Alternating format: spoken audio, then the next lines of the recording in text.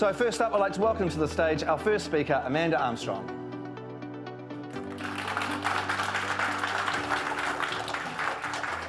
I'll just start off right at the beginning and say that I won't profess to be a marketing expert at all, so I'm probably the odd one out here in the room. I've definitely had marketing report through to me in most of my roles.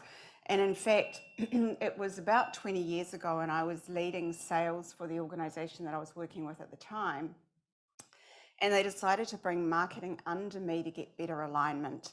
There was a lot of conversation in the market at the time around sales and marketing alignment. Harvard Business Review was writing articles on it, and many companies weren't doing it very well. And sales at the time were complaining that marketing wasn't generating enough good leads for them. And of course, marketing were complaining that sales were never following up on the leads that they were generating anyway. So since then, and that was sort of about 20 years ago, and since then, pretty much every role that I've had, I've led sales and marketing in the organisations that I've been in. And so today what I wanted to do is really share, a little bit about sort of some of the practical insights and tips that I've learned through that time and how to work together, how to work together more successfully. So what I'm going to start with is talking a little bit about today's buyer stuff. Some of it you would have heard, but I really want to use that to set a bit of a foundation for the rest of the talk. Then also how that's impacting the clients that I've been working with over the last couple of years. And then I want to move on to, what the impact of that is, and particularly the rise of outbound sales. We're really seeing that there's been a rapid rise of that in the last probably 3 to 5 years. And then finish up with sharing some ideas in terms of metrics that will drive success. And also then how to build a revenue model or engine in New Zealand and then scale that to the rest of the world. So my slides are not going to be a visual treat for you anyway. I said right at the start, I'm no marketing expert. But what I wanted to do is talk a little bit just before we get started about my business Revenue Lab and what we do. So we work with tech companies to build repeatable, scalable revenue growth. And the thing that really sets us apart is that we've practical experience in scaling businesses in New Zealand and across the globe. And I really have been doing that for probably about 20 years and then more over the last 10 years in companies like Xero and Vend and Crimson Education. And I'll give some practical examples of some of the things that we did and that I've done in those roles.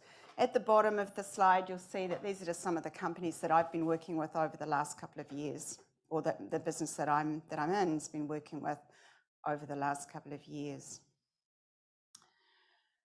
Okay, today's buyer. Again, this is just really setting the scene.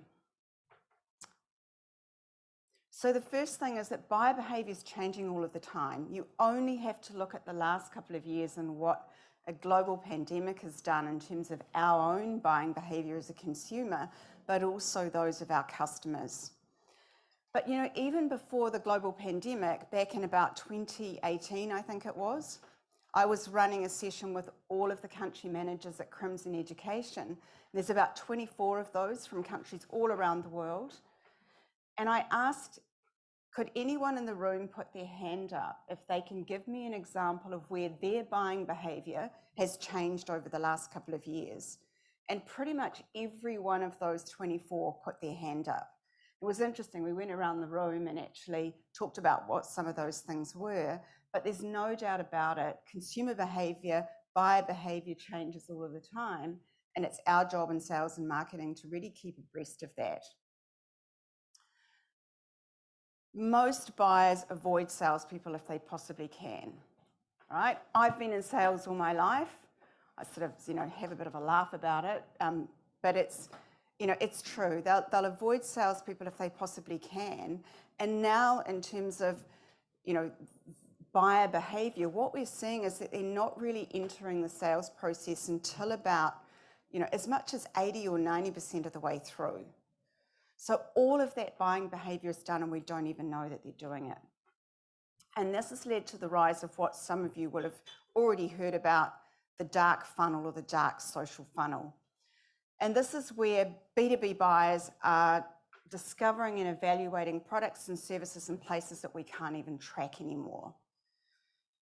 And I think that's a really important thing, really important point to highlight, because, actually, I'll just go back.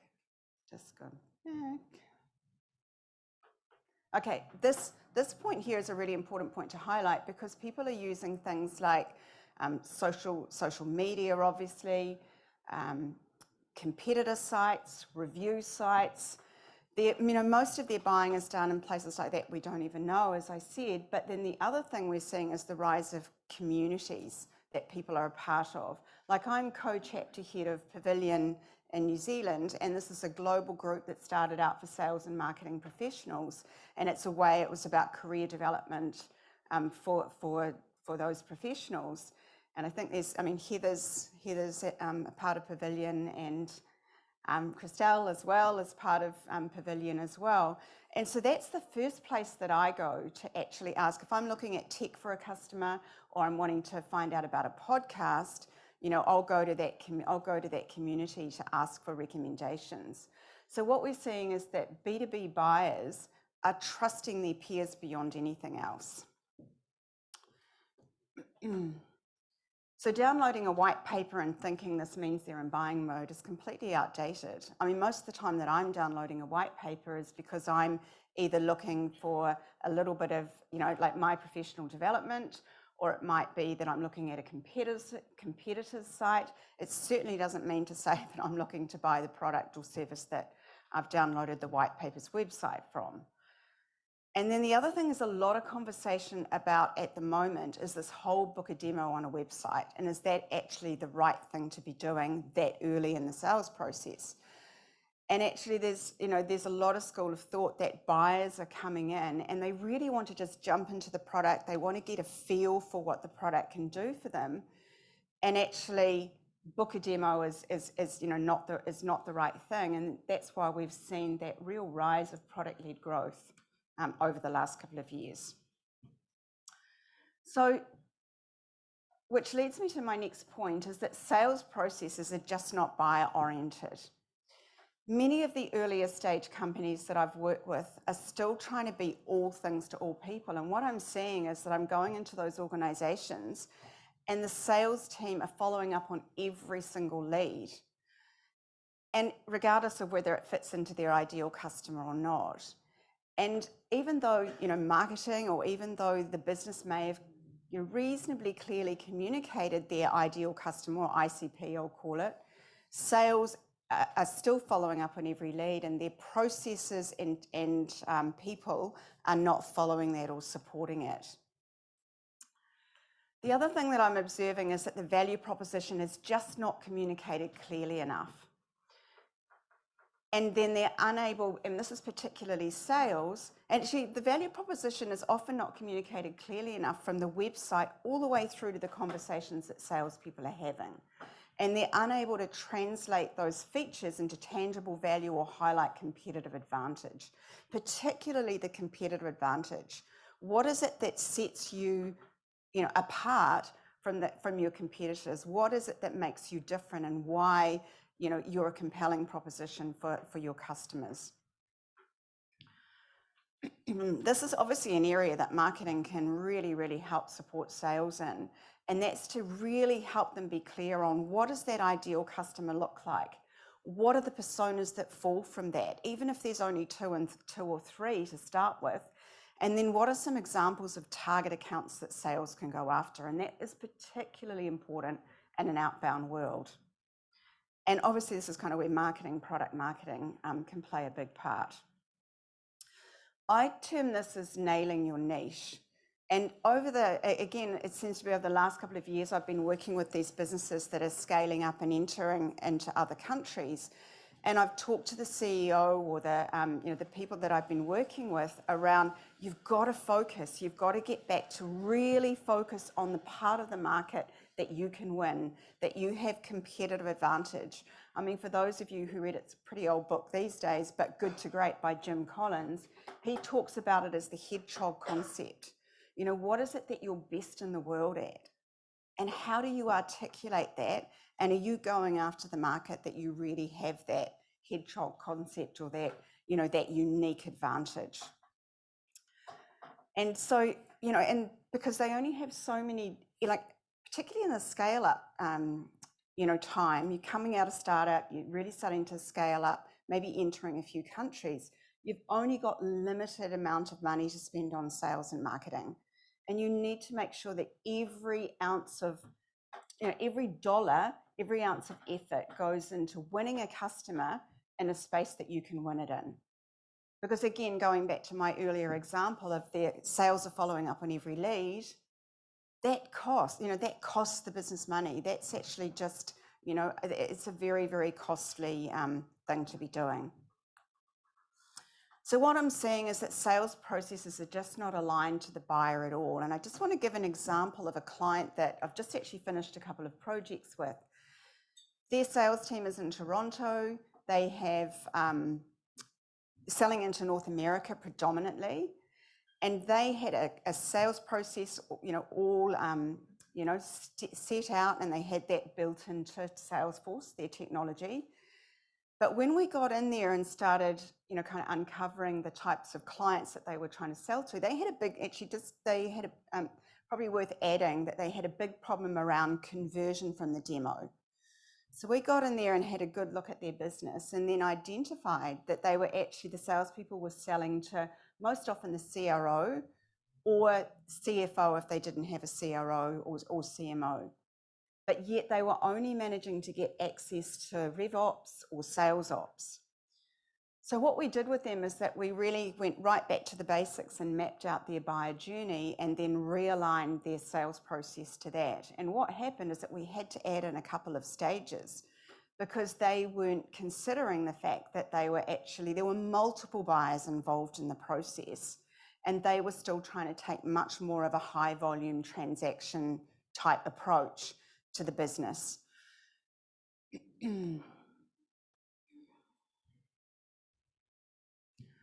Okay, pretty controversial statement I know to make in a room full of marketers, but I'm sure that there's many of you that might have already heard this statement before. But every company that I've worked with or for the last 7 years has had a massive problem with the MQL to SQL conversion, where it's as low as sometimes 5 or 6%. I'll give you an example of when I was at Vend. I was CRO at Vend back in 2017. And at the start of that year, we had enough inbound leads coming from marketing for sales to hit all of their targets, right? So we could keep salespeople busy, could hit all of their targets. By about 3/4 of the way through that year, we'd got to a point where we were spending about another 25 or 30% more. We were trying a whole bunch of different digital marketing tactics, and yet we couldn't, we were failing to deliver enough leads, inbound leads for the sales teams. And, that's sort of about when everything started to change. And those of you who have been around and know digital marketing, keywords became more expensive. It just got much, much harder. So, marketing's really struggling to drive enough leads for sales, and this old way of lead gen is just not working anywhere near so well anymore, and it's almost impossible to scale. With tools like ZoomInfo, Intent Data, Lucia that we use now in an outbound sales world, go-to content needs to go. If you've got interesting insights to share, you want everybody to get access to that, everybody, because that drives traffic and followers and interest.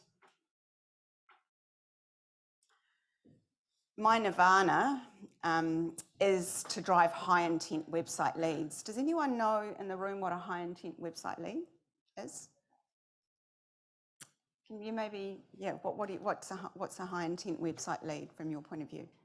My point of view would be someone that is pre-qualified and has shown an interest on what you're offering. Yeah, they're coming ready to buy, right? High intent, ready to buy. They're hitting the website going, how can I buy your product? How can I buy your service? So, that's obviously dreamland for sales and for marketing. So who's heard of a company called Refine Labs in the US or listened to their Christelle probably would have, listened to their podcast called State of Demand Gen. Chris Walker, legend, absolute legend. What he's doing in the B2B SaaS space at the moment, you guys need to get into it. It's absolutely changing the game for demand gen. So he talks a lot about high intent website leads. I love his stuff. I can't speak highly enough of what he's doing. And actually, just to give an example of the success of it, he's grown the business from himself 3 years ago to 125 staff. They've just had an offsite with 125 staff. Just amazing in 3 years, just because there's such significant demand for what he's doing. And he's giving it away all free as well. So you can get in and access his content and listen to, the way that he does things. Super, super interesting. Okay, so all of this, MQL to SQL problem, MQL's been dead, has led to the rise of outbound sales. And that's quite a significant rise of outbound sales. Okay, but if we step back and have a look at what's needed for outbound sales to be successful. So first thing is headcount, sales headcount. Generally hiring some BDRs or some SDRs or some more AEs. And actually just on that point, there's a massive shortage of talent, sales talent, all around the world at the moment, actually, and in marketing, because marketing's become so specialised, and everybody's struggling to hire staff. I've just helped a company that I'm working with hire 6 salespeople, 4 of them in Australia, and recruiters are telling me that salaries have gone up over 30%, up to 30% in the last 18 months. I mean, it was crazy money what we're looking at paying some of these salespeople. Target accounts require contact data. So contact data, Zoom info. There's quite a lot of companies now using Zoom info. Who here in the room has had experience using Zoom info in New Zealand? Okay, yeah, so we are starting to see more people, but that comes at a cost, right? That's, I think, kind of minimum 20 grand USD to get your contact data, and it's got some good intent data, but it's not perfect. There needs to be a degree of personalisation or taking more of an account-based approach, and we're going to be hearing a bit more about that later in the day, which will be great. And so sometimes, people are doing that with tools. Otherwise, you're looking at tools like 6 Sense and some of those other tools in the market. And that's particularly important as you try and sell to larger or more enterprise type accounts.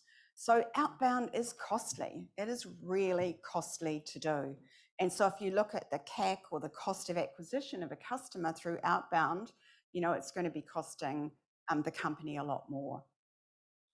But it's here to stay for the time being unless we can solve the inbound lead problem.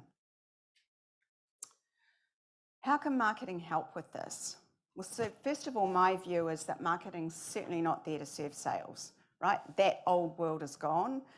The idea, the perfect world is that we work together. We work together all the way through from top of the funnel to bottom of the funnel on messaging and content.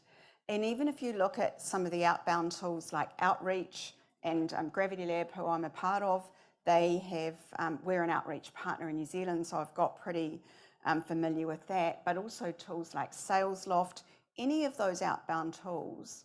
Marketing plays such a vital role for all of the content and messaging to make sure they're on brand, the look and feel, the messaging, the value proposition that I talked about earlier, that we're going after the right part of the market.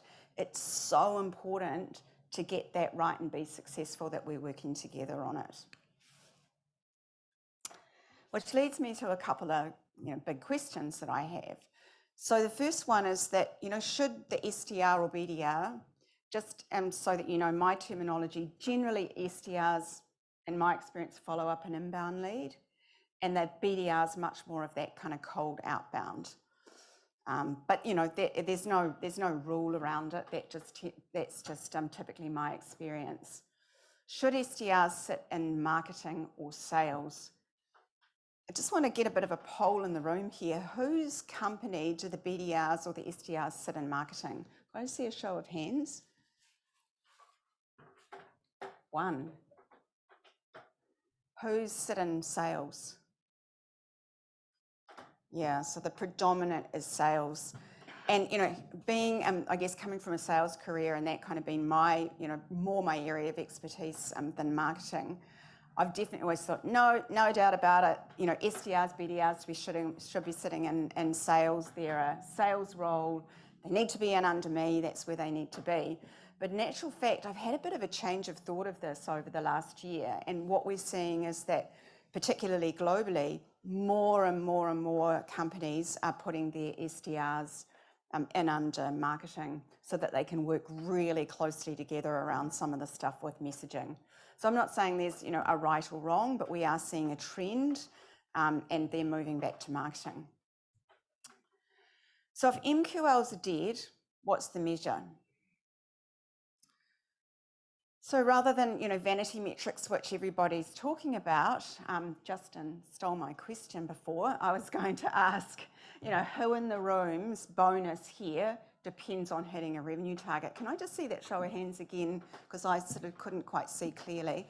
Who's bonuses or revenue, or, you know, on revenue, bonus, salary, targets, all of the above around a revenue target? Okay, so that's, you know, I reckon if I'd asked that question a couple of years ago, there would have probably been nobody in the room. So it's actually good to see that that's increasing. So absolutely, marketing needs to be targeted on pipeline and revenue.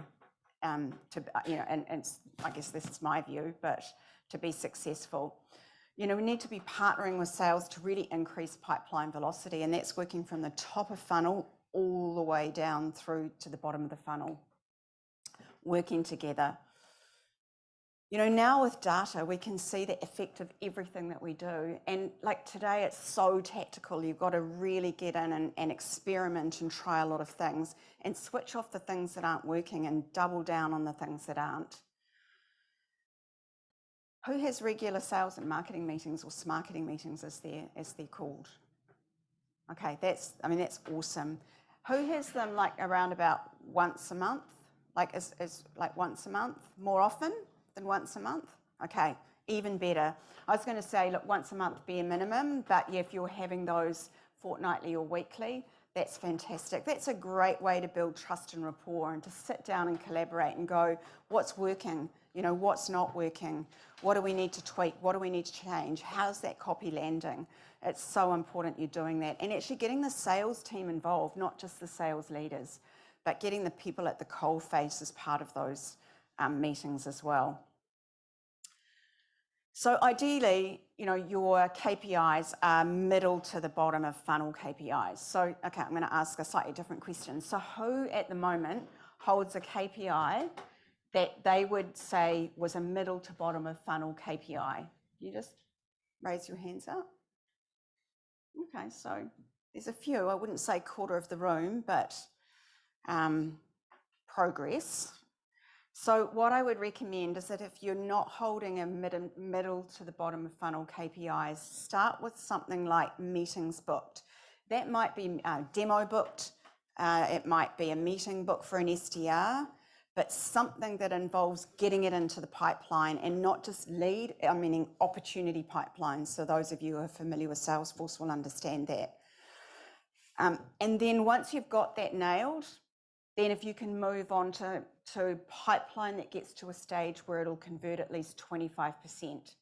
I know a few companies that are doing this now, but if you start to do that, I mean, it's going to have a massive, difference on your ability to make more accurate decisions and forecast more accurately as well. So yeah, pipeline that gets to a stage where it's going to convert at least 25, more, it's likely to convert, by about 25, sorry, let me repeat that. So pipeline that gets to at least 25% conversion is the ideal. Okay, so how do you take all of that and build a revenue engine and scale from New Zealand to the rest of the world? So over the last 10 years, I've led teams in countries as diverse as Russia, Brazil, Vietnam, Thailand, Singapore, that's not very diverse, but also your typical UK, US, Canada, Australia, New Zealand. And what I've learned is that sales is 99% the same. 99% the same. Everybody says we're special and different. And I've heard that so many times you wouldn't believe. And I hear that particularly more so probably from the US than any other market, is that they're special and different. And they, you know, there definitely are a few differences there for sure. But in terms of sales, it's 99% the same. You can definitely build a revenue model in New Zealand and scale it. There needs to be some tweaks and some localization of language. And obviously, if you're selling into countries like Thailand and Vietnam, there's some, you know, cultural things that sometimes you need to take care of. But the fundamentals you can absolutely build here and scale. But there's a few things you need to get right. And we've talked about some of these things before. And the first thing, it's surprising still to me how many people don't have a clear go-to-market strategy and that well documented. You know, when I ask for it, when I go in there, and a lot of the work that I do, I might start with a revenue diagnostic. And I've asked to have a look at their go-to-market strategy, and they don't have it written down, or they have a kind of a vague idea as to what it is. So really, you need to have a clear go-to-market strategy, and that needs to be something that you're building with sales and marketing, collaborating together, building that together. Back to my ideal customer point that I made at the start, and this is a thing that I guess that I've learned over the years as well, is that ideal customer, the more narrow you can be on this, the better. People think, oh, that they're excluding buyers, but they become much, much clearer to the market, particularly if you have real competitive advantage in a particular area of the market. You know, really go after that and build your beachhead or build your wedge that way, and then expand out globally, you know, expand out to the other markets from there, or the adjacent markets from there. Ensure that your processes are buyer-oriented. And this is again where I think marketing can take a real lead over sales, is to map out that the phases of the buyer journey. That's probably the most common area of work that I start with any engagement with a client, is sitting down and doing that, because they've never done that. They might have a bit of a customer journey mapped out, but they haven't sat down and mapped out the buyer journey. And I don't mean just awareness, consideration, purchase. I mean every phase that the buyer goes through, from the time that they, like go from unaware to being aware about your offering, to the time that they purchase. And then align the sales process to that. I believe that our job as a seller is not to sell them stuff, but to help them buy. Because everybody, that's saying that, everyone hates to be sold to, but they love to buy. So our job as a salesperson, as a sales team, if I'm in a sales team, is to help that buyer through those phases of the buying process as quickly and effortlessly as possible. Right? So that's being super responsive and giving them the information they need in order to move through those phases. So if you can do that and take a lead on that and work with sales, that would be amazing, because honestly, I've just about done that with every single client that I've worked with over the last couple of years. The content strategy also needs to be it is really, really important. This is really foundational. And I don't mean just in terms of thought leadership and brand. It goes beyond that. It really goes beyond that and goes into, really the education and value creation, offering insights to customers, freely available, showing that, you do have that, you do have their interests at heart. So, and then it goes without saying, preaching to the converted here, multi-channel. And, I added TikTok there, and B2B SaaS, which is the space that I'm in and work in mostly, is that New Zealand, we're not really seeing, I've only recently downloaded TikTok. I keep saying I'm not going to go there, but realised that I have to because of business. And what we're seeing is that in the US, there's been, that's rising significantly in terms of the B2B SaaS play and TikTok, and everyone's saying the videos are much, much easier to kind of do on the fly. So it'll come here. We might as well start getting ready for it. But ultimately, and I think the most important point, is that, and this is of companies that are looking to scale globally. They might have a strong presence in New Zealand, they might be dabbling in Australia because that's typically the market that they'll go to next, is that you have to have a repeatable, scalable, predictable revenue model. And just to finish off with, the client that I've been working with, I've just finished a project with them for about 5 months. Most projects don't last 5 months, so I ended up sort of taking over as the acting head of revenue and helping them hire a whole bunch of people. But the mandate from the CEO was that for the 5 months that we were there, the whole business was focused on building repeatable, scalable revenue model, because they wanted to go into Australia, really double down there, and then go into the US later in the year. And they're only around that Series A raise level. But that's what we've been focused on. I helped them hire 6 salespeople before I left and a head of revenue. They're now in Australia with 4 salespeople, head of revenue, and just, really starting to get going. So that's, that really is just so fundamentally important. Okay, so that's the sort of some of my practical insights on how to be and work more successfully together, but I'm happy to take any questions from anyone.